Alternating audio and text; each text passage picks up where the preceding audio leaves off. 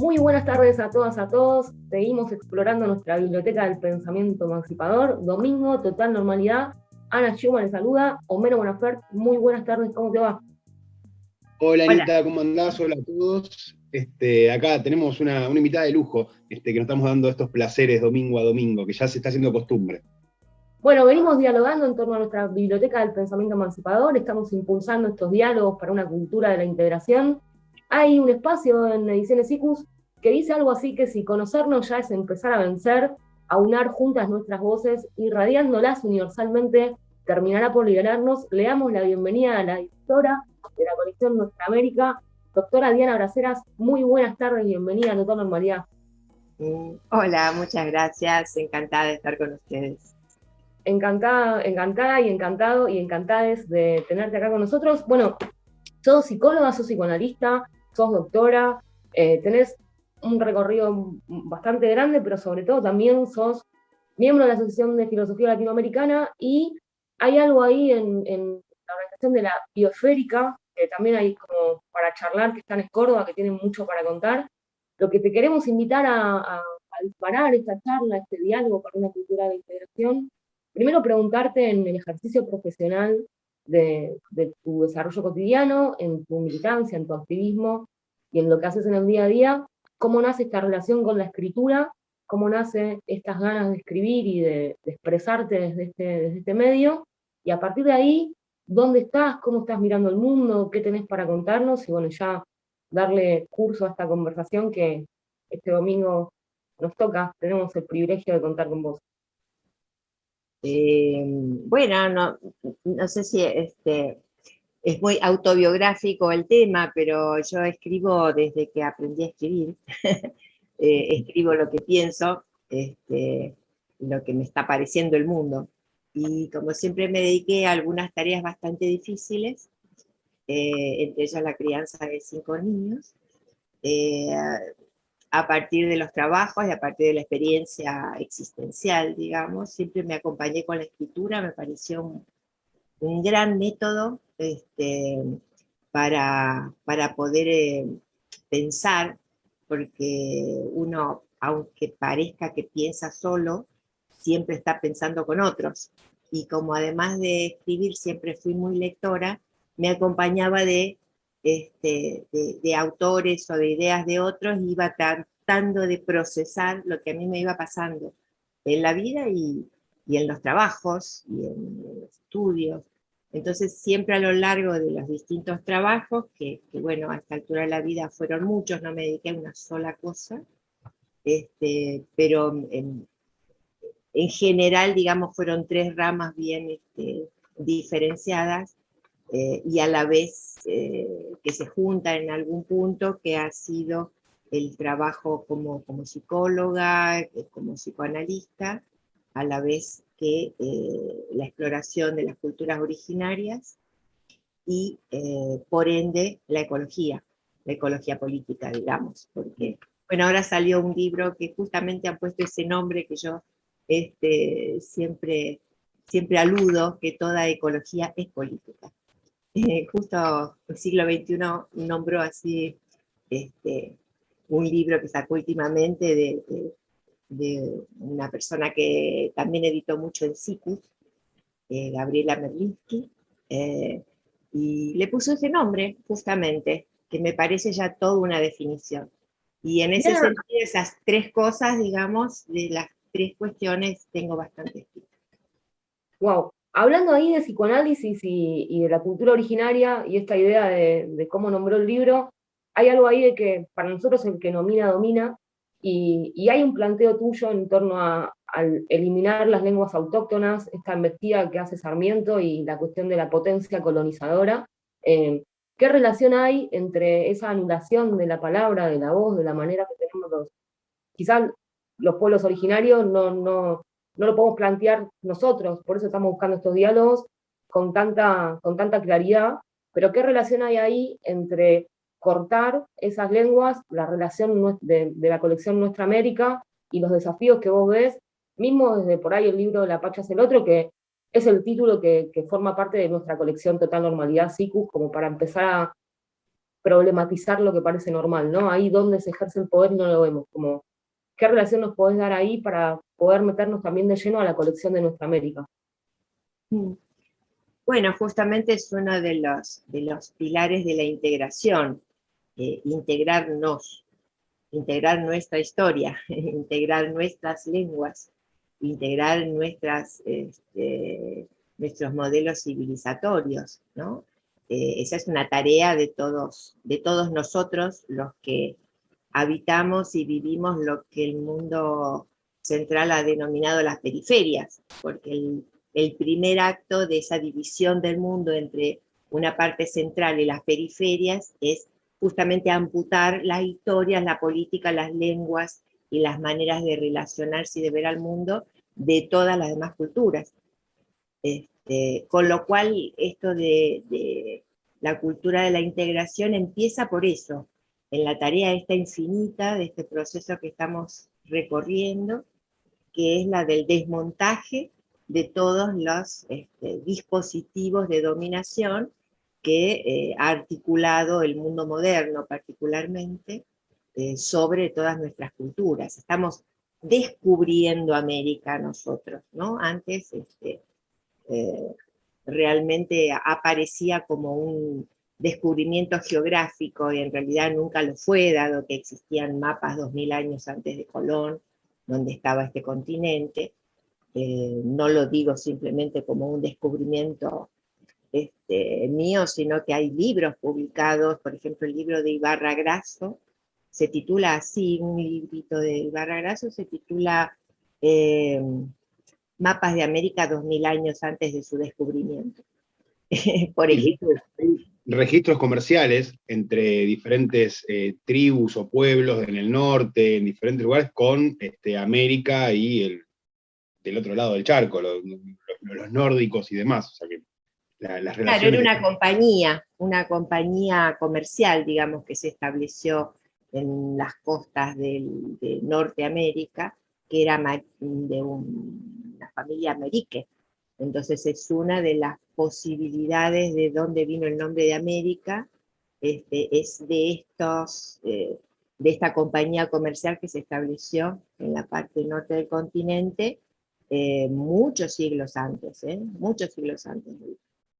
Hubo iglesias, por ejemplo en Nueva York estaban establecidas iglesias en el siglo X más o menos, o sea, estamos hablando de mucho, mucho tiempo atrás. Lo que es novedoso a partir de lo que la historiografía liberal llama como el descubrimiento de América es la dominación del continente. Porque visitas, intercambios, como en toda sociedad humana, todas las sociedades han tenido siempre intercambios, a través de los mares o a través de las rutas terrestres, pero todas las culturas necesitaron conocer al otro. El otro es el que no es familiar tuyo, el que no comparte exactamente la misma cultura. Y eso es una inclinación aparentemente humana, que a pesar de que no hubiera los medios necesarios como para hacerlo en recorridos cortos, como ahora, digamos que podés recorrer el mundo en poco tiempo, si no hay pandemia, digamos, siempre se encontraba la manera de encontrar a los otros. Lo que fue nuevo para el mundo a partir del siglo XV, XVI, fue que este ir hacia el otro era para dominarlo. Y saquearlo. Dominarlo, saquearlo, despojarlo, animalizarlo, ¿sí? Porque siempre la curiosidad fue por el otro humano. Ahora esta clasificación antropológica que hizo la modernidad respecto a aquel otro, o sea, lo que no son ellos, son dudosamente humanos, o le falta algo, le falta o lengua, o inteligencia, o Dios, o escritura, en fin. Eso es un dispositivo bastante novedoso, además por la masividad. Y era tan inesperado que justamente no se pudo hacer frente a semejante propósito que era impensable para nuestras culturas. Que todos esos elementos que nombrás ahí te dejo, pero que digamos, las culturas lo tenían, o sea, los mayas, los incas, los aztecas tenían todos esos elementos que decían que le faltaban. Era esa forma. No, está perfecto, está perfecto. Siempre, Homero, vos siempre el mejor, así, no, nos encanta. No, lo que yo quería preguntarte era esto de la negación, remontar la negación lleva su tiempo, ¿no? Decís, y hay un punto ahí en el que la pacha es el otro, digamos que es el título sobre el que más eh, quizás nos abrió la puerta a toda tu propuesta, a toda tu producción.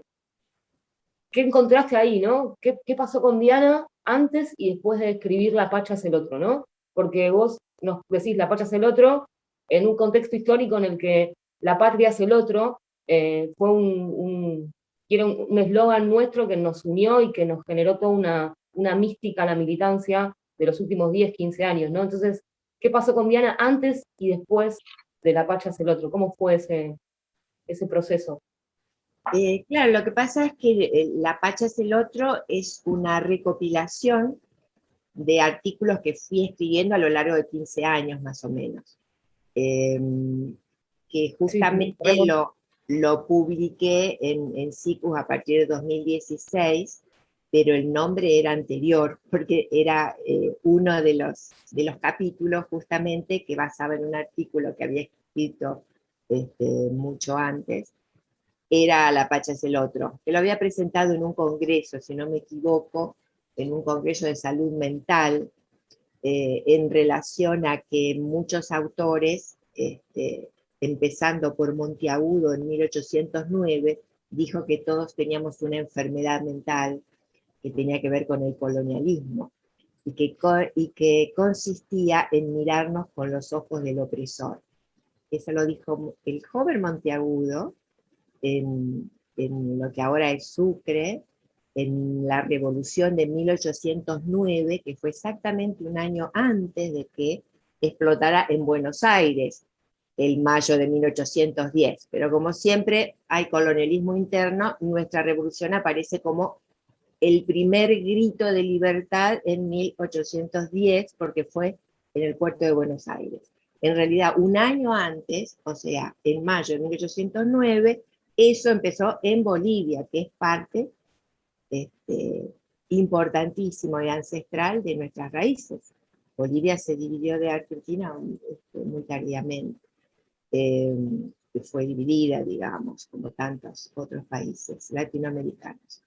Pero empezó en Bolivia, si es que le vamos a dar una fecha al comienzo de las luchas que se llamaron de la independencia. Por supuesto que en los movimientos de todo el continente fueron permanentes desde la colonización en adelante. Eso también hay que rescatar, porque si no parece que no pasó nada hasta 1810, y la verdad que pasó de todo y en todas partes. Lo que pasa es que hubo algunas rebeliones más pequeñas, otras más grandes, pero fueron permanentes. Las más reconocidas dentro del gran desconocimiento es la de Tupac Amaru y su esposa Micaela Bastidas, porque recordemos que las autoridades originarias siempre son matrimonios, ¿sí? Las autoridades reales con raíces americanas son matrimonios. Y Tupac Amaru fue en la parte de Cusco, después le siguió Tupac Katari con Bartolina Sisa, su esposa, en lo que ahora es Bolivia y antes era el Alto Perú.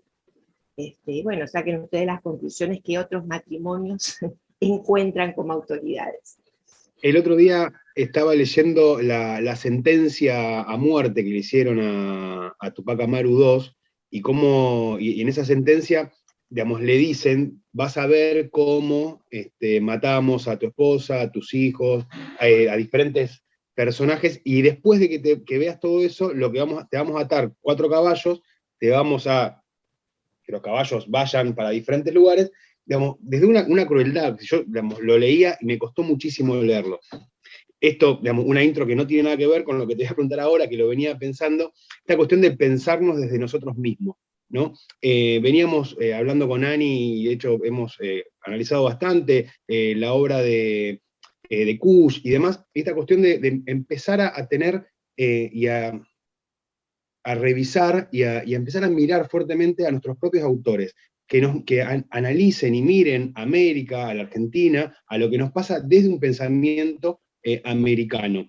Yo tengo esta idea, el recuerdo del secundario y de la facultad, que con el caso argentino, ¿no? Y lo comparan con paradigmas y con criterios y con elementos de otros lugares. Y en realidad el caso argentino, el caso latinoamericano, hay que analizarlo con las palabras nuestras, con las ideas nuestras, y esta cuestión de uno de los libros, esta cuestión de pensar cómo trataban la angustia los pueblos originarios, digamos, me parece como súper interesante. Y ahí, ¿qué ves, qué estás leyendo? ¿Qué nos podés contar de esto? ¿No? ¿Cómo trataban la salud mental los pueblos originarios, a diferencia de nosotros que parece que la tratamos con las recetas del otro lado del charco? La patria pastillera. Sí. Para terminar un poco la pregunta anterior, estábamos refiriéndonos a por qué la Pacha es el otro. No, está bien, es un encadenamiento, pero ¿viste? Nuestro pensamiento no actúa sincrónicamente, sino linealmente en algunos procesos. Entonces, terminemos la idea esa anterior. Entonces les contaba que a través de trabajar algunos autores, entre ellos también Kusch, que habla de esta división mental que tenemos, que Kusch decía, hasta que no integremos la parte indígena, vamos a tener este problema mental los argentinos, por ejemplo. Otro autor muy interesante, Eduardo Menéndez, que es antropólogo cultural, que trabajó muchísimo en medicina, se tuvo que exiliar muchos años en la dictadura, escribió mucho sobre medicina descolonial, y él decía justamente que una particularidad nuestra, particular de los argentinos, es permanentemente olvidarnos de cómo llegamos hasta acá. ¿Cómo fue que pasó lo que nos pasó? En otros lugares no es tan grave esa disociación. Es muy particular en Argentina y muy profunda en Argentina, tal es así que algunos presidentes, incluso de movimientos populares, terminan diciendo nosotros venimos de los barcos, ¿no? O sea, que se parece al pueblo, lo cual está bueno, que los presidentes se parezcan al pueblo y no pertenezcan a élite, ¿no?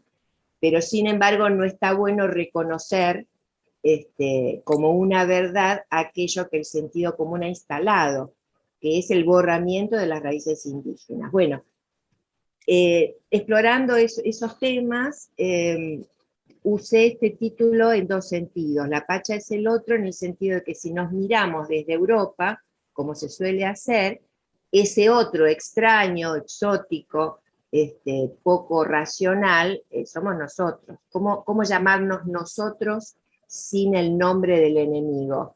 Sin el nombre genérico que nos ha dado Europa, que es Latinoamérica, que es América, que bueno, la Pacha, en el sentido de nombrar una matriz cultural, que como toda matriz cultural siempre es teológica, incluso la del capitalismo es teológica, y nuestra deidad superior, digamos, nuestra huaca, nuestra entidad sagrada superior es la Pachamama, que hay que notar que es mujer también, ¿no? A pesar de que en las religiones más antiguas es bastante ambiguo la cuestión del hombre o la mujer, pero sin embargo mayoritariamente se reconoce como madre en el sentido que nos ha engendrado a todos, la Pacha. Oh. Entonces este título vendría a ser, en ese sentido, nosotros, visto por los ojos del otro europeo, nosotros somos otros. Y por otra parte, como soy psicoanalista y también abrevo en las teorías freudiana y lacaniana, tomé el otro con mayúsculas en el sentido de la matriz que engendra el pensamiento, en el sentido justamente generador de la Pachamama, tiene una forma de identificarse dentro de los matemas lacanianos que es con mayúscula. En vez del otro con minúscula es el semejante. Cuando Cristina da esta consigna, años después de que yo había escrito este artículo, pero todavía no lo había publicado al libro con ese nombre, aparece el otro con minúscula que efectivamente para el peronismo está hablando del otro con minúscula, o sea, el semejante, el hermano, está hablando que la patria la tenemos que buscar en el semejante, que es lo mismo que de El alguna otro manera pictórica muestra el escudo peronista, con las dos manos, ¿no? Que una está tratando de levantar al otro, como diciendo, bueno, tratar de igualar al hermano. En ese sentido es correcta la consigna política. Yo me estaba refiriendo más en el sentido de la matriz existencial de los pueblos que son vistos como otros por Europa.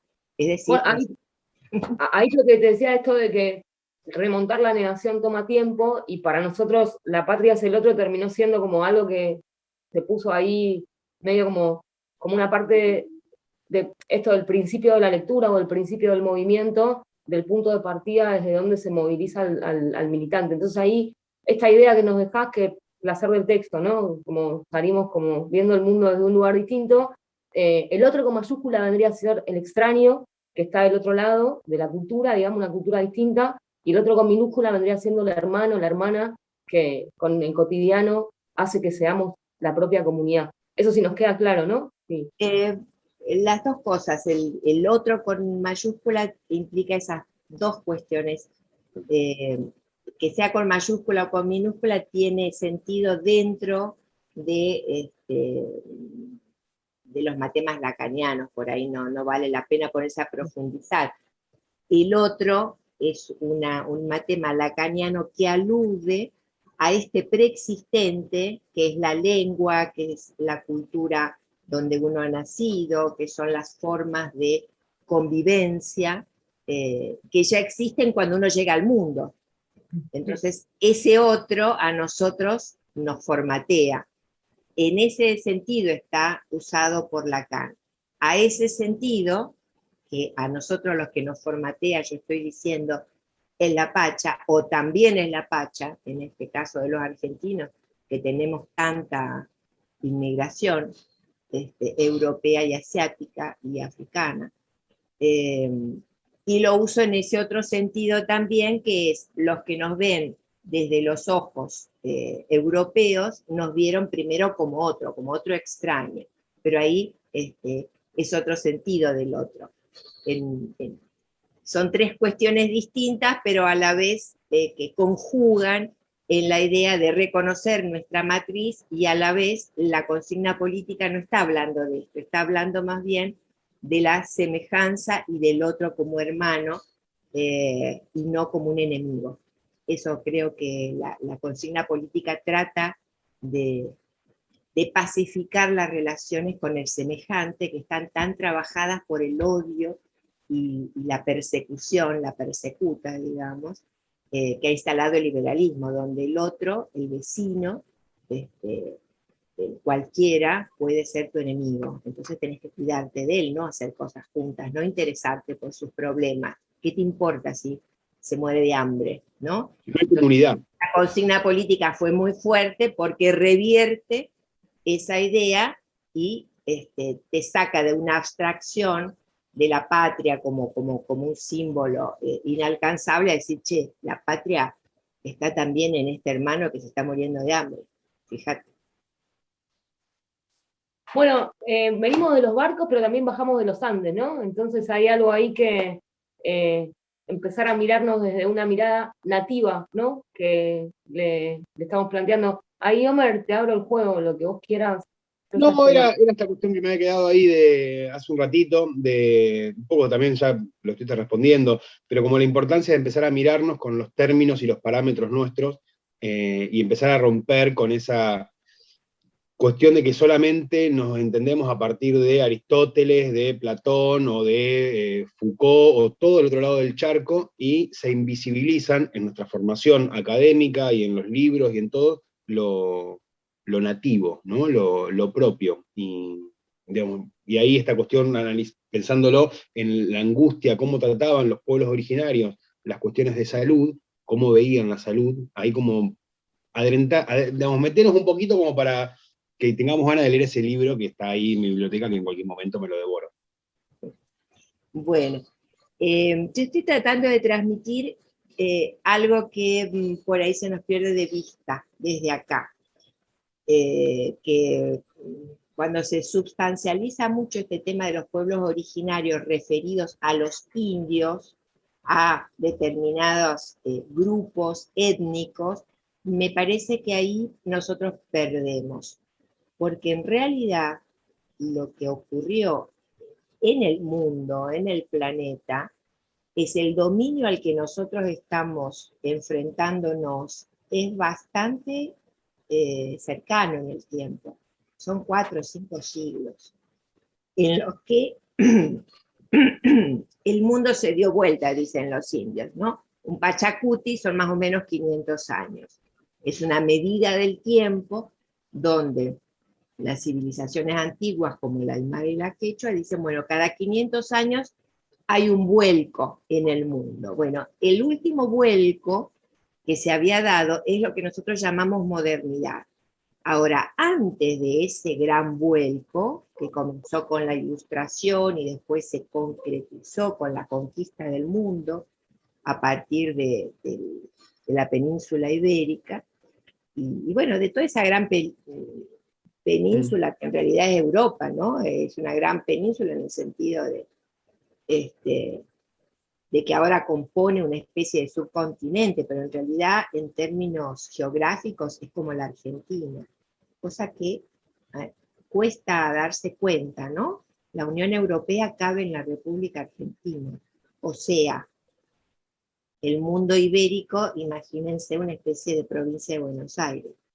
Ahora, el cambio que hicieron, lo hicieron también en sus propios continentes, porque también había pueblos originarios en Europa, como en todo el planeta, y lo que fue haciendo esta modernidad avasallante y conquistadora, y con este nivel de crueldad que vos subrayás, lo hizo en todos los pueblos del mundo, con distintas estrategias.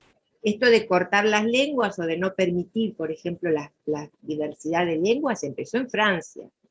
El francés era un lenguaje parisino, prácticamente un dialecto. Lo impuso al resto, digamos, de su geografía, eliminando el provenzal y cantidades de lenguas con un gran arraigo histórico en toda la región, y no se pudo hablar más. Entonces, muchas cuestiones que nosotros vemos en nuestro continente, en realidad no fue la innovación en nuestro continente, sino fue la profundización y la expansión masiva de lo que hicieron en distintos puntos de la propia Europa, porque en Europa también arrasaban pueblos, culturas, despojaban de las riquezas, esclavizaban, tenían... Todo eso ya lo habían hecho durante siglos en esa península. Ahora, de la forma en que lo vinieron a hacer acá fue muy sorprendente por las dimensiones geográficas y por el nivel de poca confrontación bélica que tuvieron, porque nuestros pueblos eran muy avanzados en muchísimas cosas, pero no en las artes bélicas. Justamente eran y son pueblos muy pacíficos, con lo cual pasar a la agresividad en gran escala, como lo hacen los ejércitos, nos es muy difícil, incluso actualmente. Las guerras en el continente sudamericano siempre estuvieron implementadas por los imperios. Nunca surgió una real guerra con el nivel, digamos, de virulencia, de crueldad y de expansión que hay en Europa, por ejemplo. Acá siempre fue muy acotado, y también hubo dominación de aztecas, de incas, también dominaron otros pueblos, pero nunca con ese nivel de arrasamiento, porque eran más bien localizados, eran más bien respetuosos incluso de los tiempos agrícolas, no se hacían guerras cuando había que cosechar, por ejemplo. No podías matar de hambre a la población porque entrabas en guerra. Ese tipo de de protocolos de cuidado de la vida son muy comunes en América, en Europa no existían. Sí. Estaba leyendo un artículo, ahora no me acuerdo de quién, pero que planteaba justamente esto, cómo nos metieron en la cabeza la violencia de los mayas, de los aztecas, de que dominaban y que hacían y que masacraban a sus pueblos, como una suerte de que cuando llegaron acá los conquistadores, los colonizadores, que encontraron un pueblo violento. Y cuanto más voy leyendo y voy encontrando, justamente me encuentro con este discurso que vos planteás, de que esa virulencia, esa agresión, esa perversidad, incluso a la hora de matar y dominar, eso es exportado del otro lado, de la península ibérica, de Europa, que no era lo habitual y lo común y la regla en las formas de resolver los conflictos, incluso en conflictos bélicos, no en conflictos armados. Pero estamos muy metidos ahí que los mayas eran violentos, que rituales que sacaban y que la sangre, que digamos, desde un lugar que está muy metido en la cultura, los enseñan en la escuela primaria, secundaria, ¿no? Sí, lo cual no exime de que hubiera conflictos, de que hubiera enfrentamientos y que hubiera sacrificios, incluso humanos, como en todas las culturas del mundo, nada más que eran mucho menores, digamos, el sacrificio que hace poblaciones enteras de Europa en el mundo es incomparable con sacrificar 2 o 3 víctimas en forma ritual en determinado momento del año, como tenían nuestras culturas originarias, porque, bueno, y eso lo entendió muy bien Freud, que fue un gran estudioso de muchas culturas. La pulsión de vida y la pulsión de muerte forman parte de la existencia humana, y las distintas culturas lo manejan de distintas maneras, pero no hay ninguna cultura que no tenga expresión de la pulsión de muerte. Entonces, lo máximo que se puede hacer es que esté más o menos regulada, más o menos imbricada dentro de los protocolos que esa cultura admite. Por ejemplo, el espectáculo del boxeo, nadie puede decir de que eso es algo absolutamente incruento. Estás viendo cómo muelen a palos a alguien, incluso a veces quedan totalmente destrozados, y se lo considera una fiesta. Y se lo considera una fiesta. El fútbol mismo va tomando características cada vez más violentas con los barras y esto. Bueno, cada cultura trata de canalizar la pulsión de muerte de determinadas maneras, y en general lo que hace la modernidad es velar esas cuestiones y no reconocerlas, y que aparezcan como accidentes. En realidad, eso ocurre en todo pueblo, digamos, con distintas maneras. Ahora, el nivel de arbitrariedad y de masividad y de crueldad de los pueblos, especialmente sajones, realmente ha sido desconocido en el mundo. Y bueno, un fenómeno como la Inquisición, particularmente ibérica, también da escalofríos leer los manuales de los inquisidores, las cuestiones que hacían. Bueno, ese tipo de cosas no se registran en pueblos originarios de ningún lado, más allá de que efectivamente tienen rituales donde hay sangre, donde hay sacrificados, donde puede haber incluso niños, dentro de lo que son los parámetros religiosos, culturales y rituales. Pero no es que te masacran con un bombazo a las ciudades. O sea, el grado de sacrificio humano que ha implicado la modernidad en el mundo es inconmensurable. En este exacto momento están matando, sin ningún problemita. Entonces, digo, sin santificar las culturas originarias y entonces tener que negar, no, son todos buenos, eran todos divinos, no pasaba nada de eso. No, sí pasaba, pero tan reglado el conflicto y la pulsión de muerte que estaba muy imbricado incluso con la fiesta, con los determinados calendarios anuales muy regulados por las fiestas. Bueno, matrices culturales diferentes, ¿no? Y lo que tienen en común las curas, que ya que me preguntabas de la angustia de las distintas entidades nosológicas, porque tienen nombres distintos. Lo que hago yo es compararlos por la sintomatología y la estructura con los síndromes de angustia que los tipificó muy tempranamente Freud, ¿no? A principios del siglo XX, y que son los que se mantienen aún hoy, porque aunque no lo nombren a Freud, toda la descripción de los manuales psiquiátricos, incluso del DSM-4, del DSM-5, y los que seguirán, tiene la descripción freudiana de lo que es la angustia, nada más que le van poniendo distintos nombres. Freud lo que hizo es diferenciar dos grandes ramas, la angustia traumática, la angustia automática y las neurosis de angustia. Y coinciden bastante bien con el susto y el mal del espanto, que es una diferenciación que también hacen los curanderos respecto a determinadas sintomatología que puede llegar a ser muy grave, provocar locura, muerte inclusive, y la tratan con sus propios rituales. Y lo que tienen en común, y lo que tienen de paradigmático a diferencia de nuestras curas, es que son curas comunitarias. O sea, como son culturas comunitarias, la curación, la sanación de los distintos síndromes involucran al paciente, al que lo sufre, a la familia, a los vecinos, a la comunidad. ¿Cómo? No, y al curandero.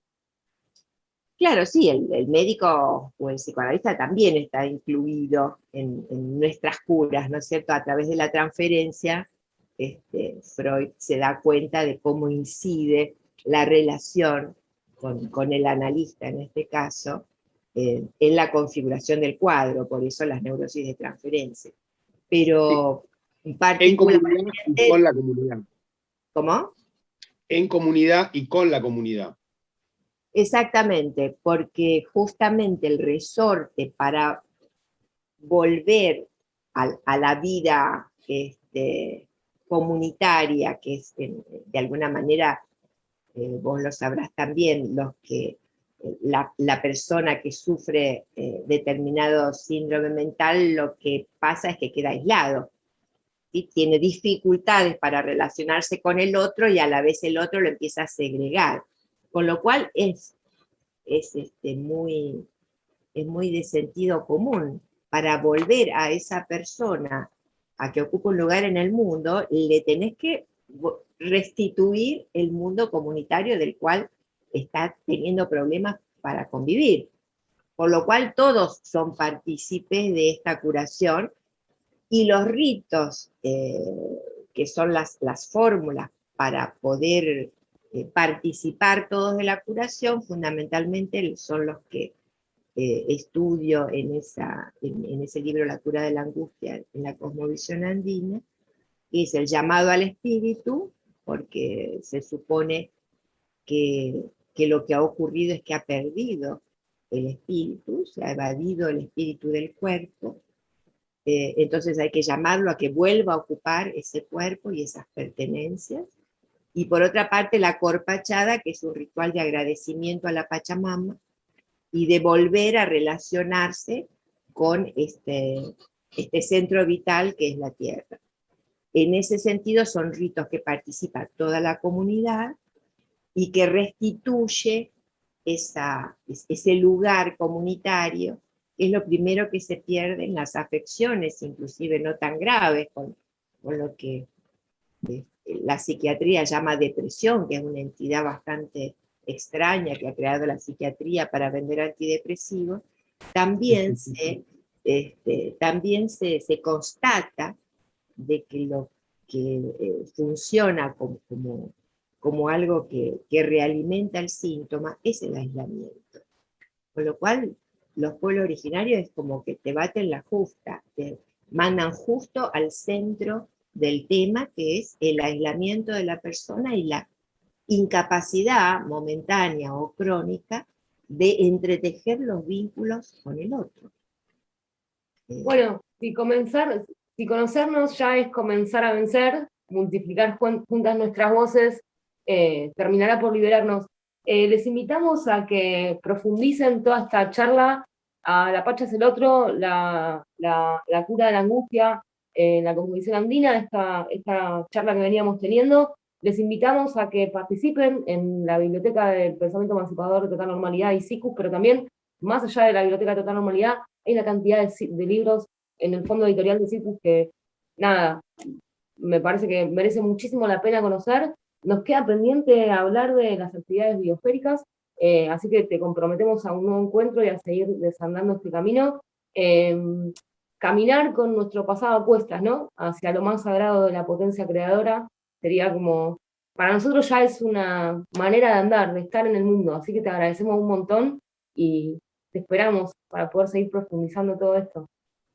Bueno, yo les agradezco a ustedes y no sin antes recordarles que SICUS ha lanzado el premio Ensayo, Pensar con Categorías Propias, que es un concurso de ensayo justamente, que sus particularidades las pueden leer en la página de SICUS, y bueno, los invitamos a participar de esta posibilidad de edición de los libros que resulten ganadores. Los 3 primeros ensayos ganadores van a ser editados por SICUS, más algunos otros premios más, con esta idea de que necesitamos cultivar nuestras categorías propias para poder entendernos entre nosotros y a la vez lanzar al mundo lo que sería poder entender la humanidad en términos de universales, no hegemónicos como los que son actualmente estudiados en todas las academias nuestras.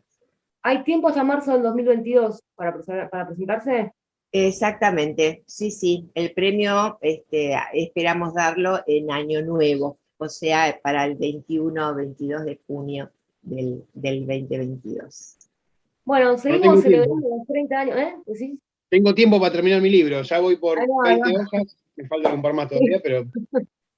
Bueno, traten los requisitos. Seguimos celebrando los 30 años de SICUS, pero sobre todo seguimos caminando hacia donde tenemos ganas de estar, que es el buen vivir, el estar siendo, el hacer comunidad, y de alguna manera el entender que la vida del otro es tan valiosa como la propia. Vamos a seguir cuidándonos, a seguir caminando. Gracias por acompañarnos. Abajo les vamos a dejar todos los links. Comenten, dejen ahí lo que tengan para decir, y quedan en contacto acá con Diana Braceras. Bienvenida, súper felices de tenerte en casa. Los seguimos encontrando. Muchas gracias, chicos. Cariños a Coco Manquian, un abrazo muy grande. Chao. Bueno, pasaba Diana Braceras por este espacio de diálogos para una cultura de la integración. Homero Bonafert, te dejo cerrar. La verdad que, como decíamos fuera del aire, esto más que para ustedes es para nosotros. Es un gustazo que nos damos con Ani de poder charlar con gente que nos inspira, que nos motiva, que nos hace pensar el mundo de otra manera y nos hace ser un poquito mejores cada día. Y esa es la propuesta de este ciclo de charlas, que es charlas amigables, amenas, y para tratar de entender un poquito mejor. Gracias, comenten, suscríbanse si están en YouTube, en Instagram, donde sea. Ayúdennos a que más gente conozca autores como las que tuvimos hoy. Muchas gracias. Nos seguimos encontrando. Muchas gracias. El domingo que viene nos volvemos a encontrar. Ahí va.